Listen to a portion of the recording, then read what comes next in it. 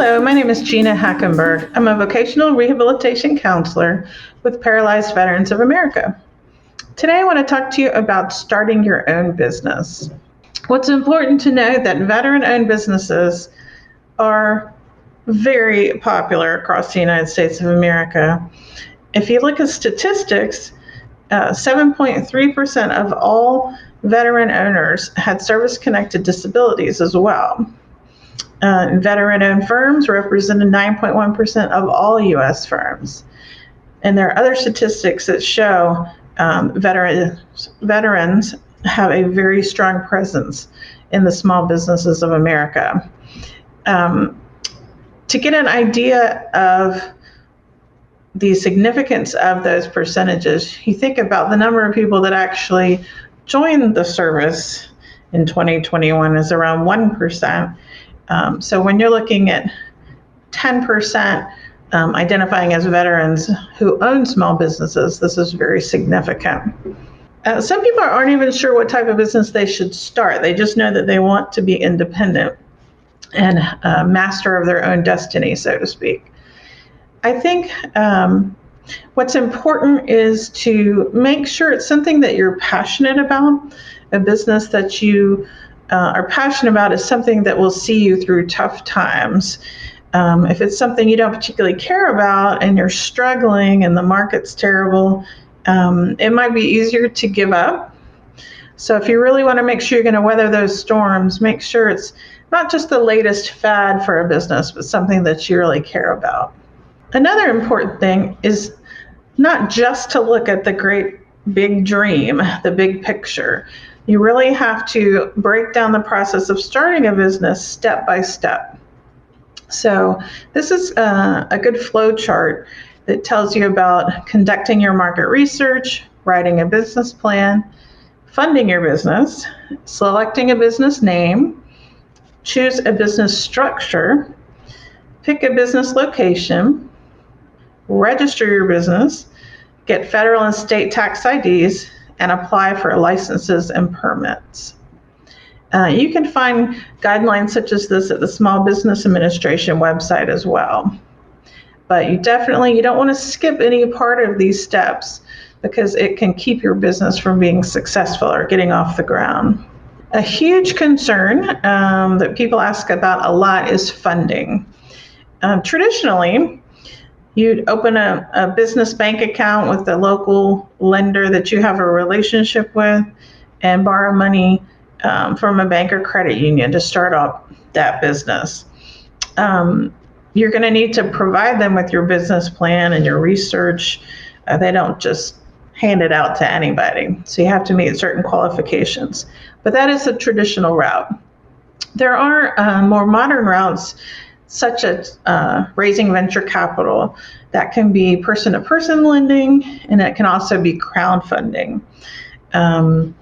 These are not as predictable. It's something you certainly can try to drum up interest, but less traditional source. Now, there are also some opportunities for grants, depending on if you have a very unique niche for your business, like disabled, female-owned, minorities, things of that nature. So you can apply through certain VA programs for those types of lending. Who should you contact? I really encourage people to not try and reinvent the wheel. The Small Business Administration is a trusted, free, emphasize the word free, resources for persons who want to start their own small business. So they're going to give you step-by-step guidelines on every aspect you can think of.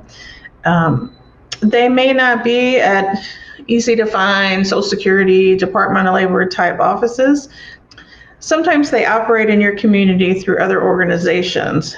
They may have different organization administering the program for Small Business Administration.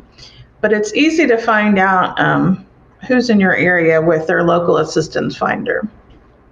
Also, they have a wonderful program called SCORE that not only do you have the business counselors, but you get to really connect and network with mentors, other people who've started small businesses in your area, and most importantly, in the industry that you're looking into.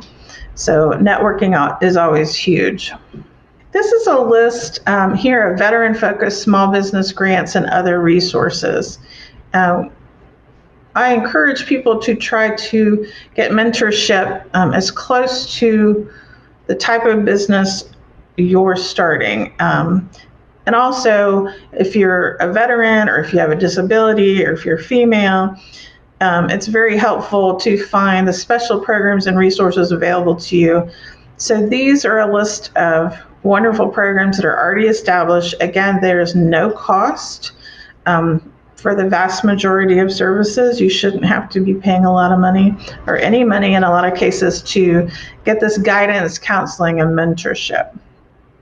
Common pitfalls when starting your own business, really skipping the planning phase. People are big idea people. They want to rush into it and get started quickly, and they may not follow that step-by-step process. And I really encourage you to do that. So not setting SMART goals. SMART goals are those specific, measurable, attainable goals that you can track very carefully. You don't just say, oh, we're going to do a great job in February. A SMART measurable goal is we're going to have 8% increase or target 5 social media sites and place ads. So it has to be very specific and measurable. You also don't want to undervalue your products or services. Don't avoid new technology. I tell people you want to prepare and set up your business for the way it's going to operate maybe next year. So if there's new technology, such as a point of sale system or something related to that, think ahead. Don't go with what might be out the door or outdated already. You don't want to be afraid of marketing.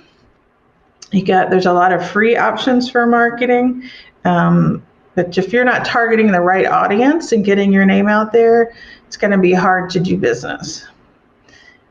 Not knowing who your ideal customer is definitely goes along with that. Knowing who your ideal customer is allows you to target that marketing, as we mentioned. Overspending and underspending might sound like a contradiction, but if you are just starting with your concept or your product, you don't necessarily want to go out and get a very expensive retail space.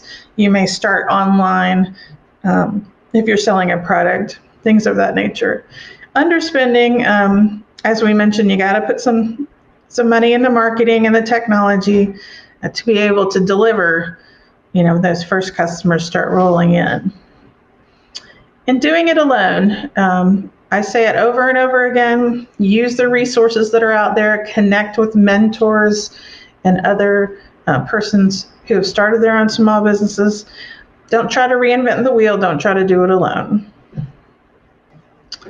Pro tips. I encourage everyone to conduct informational interviews. And that does not mean you're going out and asking somebody for a job. That means you are finding people who have started their own business or in your industry and just ask for time, 10 minutes, take them to coffee and find out how they got to where they are and what advice they have for you. So you really want to connect with people. That can also be done by attending professional groups. It might be related to your industry. It might be a chamber of commerce related to where you live. It can also be professional groups for women in small business. There might be a specific niche, again, depending on who you are and where you live and what type of company it is. So definitely join those and collaborate. You want to be a solution. Know the legal requirements. Definitely, if you have a service or a product, it could be related to healthcare, it could be related to automobiles. Whatever that specific product or service is, it's going to have guidelines and legal requirements for how you deliver that service or that product. So you want to be careful that you're not taking a lot of risk and taking on a lot of liability. So you got to check out those requirements for your area. The last two here go together. It says, imagine yourself with zero money and earn while you build. Of course, if you're on your own, it might seem a little more viable, but if you have a family, you definitely need to be careful. I don't encourage people just to drop everything, quit their job, and start a company. Really imagine yourself with zero money. If this idea doesn't work out, what are you going to do? How are you going to survive? So as you're networking, as you're doing that small business plan and joining professional groups, continue to work. Make sure you have a plan for self-sufficiency. And then gradually, as the business starts to grow, you can see whether or not it's viable to take over as your sole source of income. So get excited, get to planning, but don't drop everything until you're sure it's going to be viable. And last but not least, I want everybody to follow through.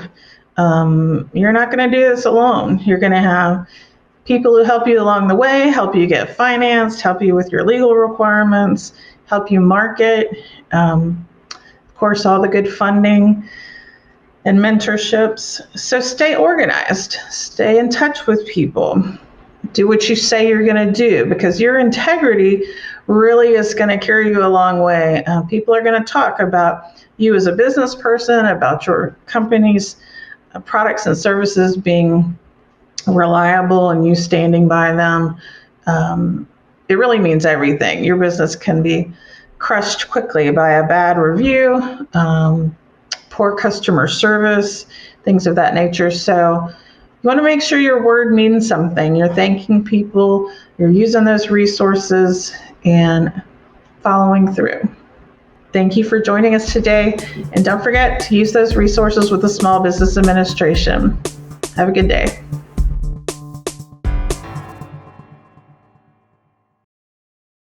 Since 1946, PVA has been the leading advocate for veterans with spinal cord injuries and diseases such as MS and ALS.